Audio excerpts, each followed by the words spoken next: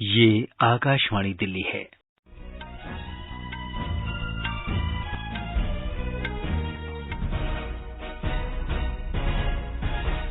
दिल्ली में वर्षा के साथ हिमाचल प्रदेश तथा हरियाणा से पानी छोड़े जाने के बाद यमुना नदी का जलस्तर 207.71 मीटर पर पहुंच गया है। ये अब तक का सबसे अधिक जलस्तर है। मौसम विभाग ने यमुना नदी का जलस्तर खतरे के निशान को पार करने के कारण दिल्ली के लिए ऑरेंज अलर्ट जारी किया है। केंद्र सरकार शुक्रवार से दिल्ली एनसीआर क्षेत्र में उपभोक्ताओं को खुदरा बिक्री केंद्रों के माध्यम से रियायती दाम पर टमाटर वितरित करेगी। अपराध और सुरक्षा पर G20 सम्मेलन कल से हरियाणा के गुरुग्राम में शुरू होगा। प्रादेशिक समाचार के साथ मैं सिद्धार्थ सिंह। दिल्ली के मुख्यमंत्री अरविंद केजरीवाल ने कहा है कि राष्ट्रीय राजधानी में वर्षा और हिमाचल प्रदेश तथा हरियाणा से पानी छोड़े जाने के बाद यमुना नदी का जलस्तर 207.71 मीटर पर पहुंच गया है। उन्होंने कहा कि ये अब तक का सबसे अधिक जलस्तर है। श्री केजरीवाल ने कहा कि इस संबंध में गृह मंत्री अमित शाह को पत्र लिखा गया है। मुख्यमंत्री ने निचले इलाकों में रहने वाले लोगों से घर खाली करने का अनुरोध किया। उन्होंने बताया कि यमुना नदी का जलस्तर बढ़ने से कई इलाकों में जनजीवन प्रभावित हुआ है। सरकार ने रिलीफ इवैक्यूएशन के बहुत पुख्ता इंतजाम किए हुए हैं और आप सरकार की मदद ले सकते हैं इवैक्यूएशन करने के लिए, या खुद अगर आप अपना दूसरे जगह जाना चाहें खुद जा सकते हैं। रिलीफ कैंप्स बहुत सारे लगाए हुए हैं और भी बढ़ाने की उम्मीद है। अभी मेरी सारे डीएम्स के साथ मीटिंग हुई, उनको भी हमने कहा है कि आप जरूरत पड़े तो आसपास के स्कूलों को बंद कर दीजिए, उनको कन्वर्ट कर दीजिए रिलीफ कैंप्स में। टॉयलेट्स के लिए, नहाने के लिए अगर आसपास धर्मशालाएं, स्कूल एक्वायर करने की जरूरत पड़ती है, उनको आप एक्वायर कर लीजिए। दिल्ली सरकार की ओर से बाढ़ से प्रभावितों के लिए राहत और बचाव कार्य युद्ध स्तर पर चल रहा है। आज सिंचाई एवं बाढ़ नियंत्रण मंत्री सौरभ भारद्वाज ने राजधानी के सिविल लाइंस इलाके में मोटर बोट द्वारा यमुना के विभिन्न हिस्सों में जाकर मुआयना किया। साथ ही किसी भी आपातकालीन स्थिति के लिए विभागों को सदैव अलर्ट रहने के निर्देश दिए। उन्होंने बताया कि सरकार यमुना के डूब क्षेत्र में आने वाले इलाकों से लोगों को सुरक्षित स्थानों पर स्थानांतरित करने में जुटी है। दिल्ली विधानसभा में नेता प्रतिपक्ष रामवीर सिंह बिधूड़ी ने कहा है कि केजरीवाल सरकार कोरोना और डेंगू के बाद बारिश और बाढ़ से निपटने में भी पूरी तरह फेल हो गई है। श्री बिधूड़ी ने कहा कि दिल्ली में 2 दिन की बारिश ने सरकार के तमाम दावों को झूठा साबित कर दिया। उन्होंने कहा कि चूंकि अब दिल्ली सरकार और दिल्ली नगर निगम में आम आदमी पार्टी का शासन है, तो अब कोई बहाना नहीं चल सकता। उन्होंने कहा कि मुख्यमंत्री अरविंद केजरीवाल ये कहकर नहीं बच सकते कि बारिश बहुत ज्यादा हुई थी। नेता प्रतिपक्ष ने कहा कि सिर्फ बारिश ही नहीं बल्कि बाढ़ से बचाव के लिए भी कोई प्रयास नहीं किया गया। श्री बिधूड़ी ने कहा कि अक्षरधाम के पास भटकने के बाद लोग खुद ही फ्लाईओवर के नीचे आकर बस गए। उन्हें टेंट, भोजन, पीने का पानी और शौचालय कुछ भी उपलब्ध नहीं कराया गया। यही हाल ओखला से लेकर वजीराबाद तक रहा। उन्होंने कहा कि लोगों को खाने पीने की जरूरतों को पूरा करने के लिए भाजपा की ओर से क्षेत्र में एक किचन खोली जा रही है, जिससे बाढ़ प्रभावित लोगों को खाना पीना मुहैया करवाया जाएगा। मौसम विभाग ने आज यमुना नदी का जलस्तर खतरे के निशान को पार करने के कारण दिल्ली के लिए ऑरेंज अलर्ट जारी किया है। दिल्ली और आसपास के क्षेत्रों में हुई लगातार वर्षा के कारण नदी के जलस्तर में काफी वृद्धि हुई है। कल हथनीकुंड बैराज से 3,59,000 क्यूसेक पानी छोड़ा गया। इस कारण इसी क्षेत्र में बाढ़ आने की संभावना बढ़ गई है। हथनीकुंड बैराज के सभी द्वार खुले होने के कारण अगले 72 घंटे में पानी दिल्ली तक पहुंचने की संभावना है। प्रशासन ने संभावित बाढ़ की स्थिति को देखते हुए हाई अलर्ट जारी किया है। दिल्ली, पंजाब, हरियाणा, हिमाचल प्रदेश और जम्मू एवं कश्मीर में लगातार बारिश और खराब मौसम के चलते उत्तर रेलवे की अंबाला, दिल्ली, फिरोजपुर और मुरादाबाद मंडलों पर रेल सेवाएं प्रभावित हुई हैं। भारी वर्षा और जलभराव के कारण उत्तर रेलवे के कई सेक्शन प्रभावित हुए हैं। इसके परिणामस्वरूप 201 मेल और एक्सप्रेस और 199 पैसेंजर रेलगाड़ियां रद्द की गई हैं। 92 रेलगाड़ियों की यात्रा गंतव्य से पहले समाप्त की गई और 68 रेलगाड़ियों को अपने निर्धारित गंतव्य स्टेशन से पहले प्रस्थान करना पड़ा। उत्तर रेलवे के अनुसार रेल यात्रियों को सुविधा देने के लिए रेलगाड़ियों को परिवर्तित मार्ग से चलाया जाएगा। गंतव्य से पहले उनकी यात्रा समाप्त की गई, प्रस्थान स्टेशनों को बदलना पड़ा और इन सब की सूचना एसएमएस के द्वारा यात्रियों को दी गई। सभी प्रमुख रेलवे स्टेशनों पर यात्रियों को मार्गदर्शन देने के लिए हेल्प डेस्क खोले गए हैं। सूचना देने और यात्रियों के टिकटों की धन वापसी के लिए उत्तर रेलवे की विभिन्न स्थानों पर अतिरिक्त काउंटर भी खोले गए हैं। उत्तर रेलवे ने बताया कि प्रभावित यात्रियों को सड़क मार्ग द्वारा उनके गंतव्य स्टेशनों तक ले जाने के लिए बसों की व्यवस्था की गई है। हरियाणा और उत्तराखंड की सरकारों से बसें लगाने के संबंध में समन्वय बनाया गया है। स्थिति की लगातार निगरानी के लिए अधिकारियों द्वारा मुख्यालय और मंडल नियंत्रण कार्यालयों में कर्मचारियों की तैनाती की गई है। केंद्र ने आपदा से निपटने के लिए 22 राज्यों के लिए 7,532 करोड़ रुपए जारी किए हैं। वित्त मंत्रालय के व्यय विभाग ने गृह मंत्रालय की सिफारिशों पर राज्य आपदा प्रबंधन कोष के लिए ये राशि जारी की है। एक रिपोर्ट। हिमाचल प्रदेश को 180 करोड़ रुपए, उत्तराखंड को 413 करोड़, पंजाब को 218 करोड़, हरियाणा को 216 करोड़, उत्तर प्रदेश को 812 करोड़ रुपए और आंध्र प्रदेश को 493 करोड़ रुपए दिए गए हैं। असम को 340 करोड़ रुपए, महाराष्ट्र को 1420 करोड़ और मणिपुर को 18 करोड़ से ज्यादा रुपए मिलेंगे। देश भर में मूसलाधार बारिश को देखते हुए केंद्र ने दिशा निर्देशों में छूट दी है और राज्यों को त्वरित मदद के रूप में ये राशि जारी की है। अनुपम की रिपोर्ट के साथ प्रादेशिक समाचार के लिए मैं कनकलता।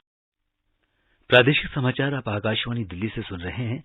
ताजा समाचार जानने के लिए आप हमारी वेबसाइट newzoneair.com पर लॉग इन कर सकते हैं। केंद्र सरकार शुक्रवार से दिल्ली एनसीआर क्षेत्र में उपभोक्ताओं के खुदरा बिक्री केंद्रों के माध्यम से रियायती दाम पर टमाटर वितरित करेगी। एक रिपोर्ट। केंद्र सरकार ने आंध्र प्रदेश, कर्नाटक और महाराष्ट्र से तत्काल टमाटर खरीदने के निर्देश दिए हैं ताकि इसकी खुदरा कीमतों में वृद्धि को रोका जा सके। उपभोक्ता कार्य विभाग ने राष्ट्रीय कृषि सहकारी विपणन परिसंघ और राष्ट्रीय सहकारी उपभोक्ता परिसंघ से कहा है कि वे 3 राज्यों की मंडियों से टमाटर खरीदें और प्रमुख खपत केंद्रों पर भेजें, जहां पिछले 1 महीने से टमाटर के दाम तेजी से बढ़े हैं। प्रतिकूल मौसम की वजह से फसल को नुकसान पहुंचने और अन्य घटक मूल्य वृद्धि के लिए जिम्मेदार रहे हैं। मंत्रालय ने उम्मीद जाहिर की है कि नासिक जिले से टमाटर की नई फसल जल्द बाजार में आ जाएगी। अगले महीने नारायणगांव और औरंगाबाद से भी अतिरिक्त आपूर्ति होने की उम्मीद है। इसे देखते हुए निकट भविष्य में टमाटर के दाम कम होने की उम्मीद है। प्रादेशिक समाचार के लिए प्रियंका अरोड़ा। कृषि मंत्रालय ने देश भर के 10,000 किसान उत्पादक संगठनों के गठन और संवर्धन पर आज नई दिल्ली में एक राष्ट्रीय कार्यशाला का आयोजन किया। कृषि सचिव मनोज आहूजा ने कहा कि कृषि क्षेत्र की मूल्य श्रृंखला प्रणाली में हानि और नुकसान को कम करने में किसान उत्पादक संगठन सहायक होते हैं। उन्होंने कहा कि किसान उत्पादक संगठन समूचे कृषि पारिस्थितिकी तंत्र में कुशलता लाने में महत्वपूर्ण भूमिका निभा सकते हैं। किसान उत्पादक संगठनों के क्षमता वर्धन के महत्व का उल्लेख करते हुए श्री आहूजा ने कहा कि इस कार्यक्रम से सरकार को बहुत आशाएं हैं। उन्होंने किसान उत्पादक संगठनों को लक्ष्यों को प्राप्त करने और संबंधित मुद्दों का समावेशी समाधान करने के लिए समर्पित होकर काम करने का आग्रह किया। राष्ट्रपति द्रौपदी मुर्मू ने आज कहा कि भारत सहिष्णुता के मूल्यों को प्रोत्साहित करने में मुस्लिम वर्ल्ड लीग की भूमिका और लक्ष्यों को भली भांति समझता है। नई दिल्ली में राष्ट्रपति भवन में मुस्लिम वर्ल्ड लीग के महासचिव डॉक्टर मोहम्मद बिन अब्दुल करीम अल इस्सा के साथ बैठक के दौरान उन्होंने कहा कि भारत बहुसंस्कृति, बहुभाषी और अनेक धर्मों के साथ विविधता में एकता का सम्मान करता है। राष्ट्रपति ने कहा है कि भारत सऊदी अरब के साथ संबंधों को विशेष महत्व देता है और दोनों देशों का व्यापार तथा लोगों के बीच संबंधों का लंबा इतिहास रहा है। छठा भारत अरब सहभागिता सम्मेलन आज नई दिल्ली में आयोजित किया गया। विदेश मामलों के सचिव डॉक्टर औसाफ सईद ने बताया कि भारत के पश्चिम एशियाई देशों के साथ मजबूत संबंध हैं और ये क्षेत्र भारत का सबसे बड़ा व्यापारिक भागीदार है। उन्होंने कहा कि पिछले वित्तीय वर्ष में संयुक्त अरब अमीरात भारत का तीसरा और सऊदी अरब चौथा सबसे बड़ा व्यापारिक भागीदार था। प्रादेशिक समाचार आप आकाशवाणी दिल्ली से सुन रहे हैं। ताजा समाचार जानने के लिए आप हमारी वेबसाइट newzoneair.com पर लॉग इन कर सकते हैं। आगे बढ़ने से पहले मुख्य समाचार एक बार फिर। दिल्ली में वर्षा के साथ हिमाचल प्रदेश तथा हरियाणा से पानी छोड़े जाने के बाद यमुना नदी का जलस्तर 207.71 मीटर पर पहुंच गया है। यह अब तक का सबसे अधिक जलस्तर है। मौसम विभाग ने यमुना नदी का जलस्तर खतरे के निशान को पार करने के कारण दिल्ली के लिए ऑरेंज अलर्ट जारी किया है। केंद्र सरकार शुक्रवार से दिल्ली एनसीआर क्षेत्र में उपभोक्ताओं को खुदरा बिक्री केंद्रों के माध्यम से रियायती दाम पर टमाटर वितरित करेगी। अपराध और सुरक्षा पर G20 सम्मेलन कल से हरियाणा के गुरुग्राम में शुरू होगा। सरकार ने कहा है कि 1,60,000 से अधिक आयुष्मान भारत स्वास्थ्य तथा आरोग्य केंद्र देश भर में संचालित हो रहे हैं। ये केंद्र मातृत्व तथा शिशु स्वास्थ्य और संक्रामक तथा गैर संक्रामक बीमारियों के लिए व्यापक स्वास्थ्य सेवाएं दे रहे हैं। ये केंद्र योग जैसी आरोग्य गतिविधियों सहित निःशुल्क आवश्यक औषधि और डायग्नोस्टिक सेवाएं, टेली परामर्श और स्वास्थ्य सहायता भी प्रदान करते हैं। एक ट्वीट में केंद्रीय स्वास्थ्य मंत्री मनसुख मांडविया ने कहा कि स्वास्थ्य तथा आरोग्य केंद्र एक स्वस्थ तथा खुशहाल भारत बनाने की दिशा में बड़ा योगदान दे रहे हैं। रसायन और उर्वरक मंत्री मनसुख मांडविया ने भारत के औषधि महानियंत्रक को निर्देश दिया है कि वे नकली दवाएं बनाने वाली कंपनियों के खिलाफ कड़ी कार्रवाई करें। उन्होंने कहा कि देश में दवाइयों के निर्माण की गुणवत्ता के साथ कोई समझौता नहीं किया जाएगा। डॉक्टर मांडविया ने कल नई दिल्ली में दवा कंपनियों के प्रतिनिधियों से भेंट की। सरकार ने 1 जनवरी 2025 से बनने वाले ट्रकों के केबिन में वातानुकूलन प्रणाली अनिवार्य बनाने की अधिसूचना का मसौदा जारी किया। सड़क परिवहन और राजमार्ग मंत्री नितिन गडकरी ने कहा कि ट्रक ड्राइवर सड़क सुरक्षा सुनिश्चित करने में महत्वपूर्ण भूमिका निभाते हैं। उन्होंने कहा कि वातानुकूलन प्रणाली अनिवार्य बनाने का निर्णय ट्रक ड्राइवरों की कार्यस्थितियों में सुधार की दिशा में ऐतिहासिक सिद्ध होगा। Non fungible token NFT artificial intelligence और मेटावर्स के युग में अपराध और सुरक्षा के बारे में G20 सम्मेलन कल से हरियाणा के गुरुग्राम में शुरू होगा। गृह और सहकारिता मंत्री अमित शाह उद्घाटन सत्र को संबोधित करेंगे। ये सम्मेलन इस महीने की 14 तारीख को संपन्न होगा। इसके समापन सत्र को इलेक्ट्रॉनिकी और सूचना प्रौद्योगिकी मंत्री अश्विनी वैष्णव संबोधित करेंगे। गृह मंत्रालय के अनुसार श्री शाह देश के 7 प्रमुख शैक्षणिक संस्थानों से साइबर स्वयंसेवी दलों को रवाना भी करेंगे।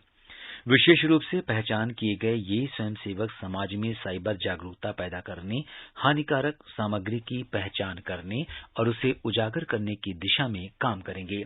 ये समाज को साइबर सुरक्षित बनाने में तकनीकी सहायता भी प्रदान करेंगे। श्री शाह इस अवसर पर एक प्रदर्शनी का उद्घाटन करेंगे और सम्मेलन का मेडल भी जारी करेंगे।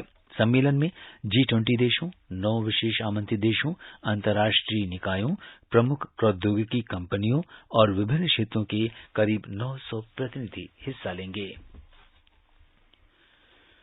औद्योगिक उत्पादन सूचकांक इस वर्ष मई में बढ़कर 5.2% हो गया।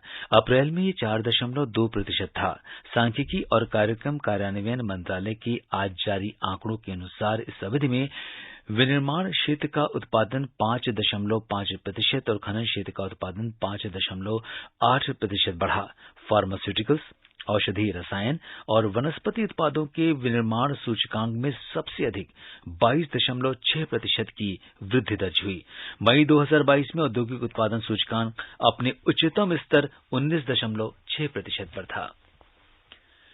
टीम इंडिया ने संयुक्त अरब अमीरात में 34वीं अंतर्राष्ट्रीय जीव विज्ञान ओलंपियाड में सभी 4 विद्यार्थियों ने जीव विज्ञान के क्षेत्र में स्वर्ण पदक जीते।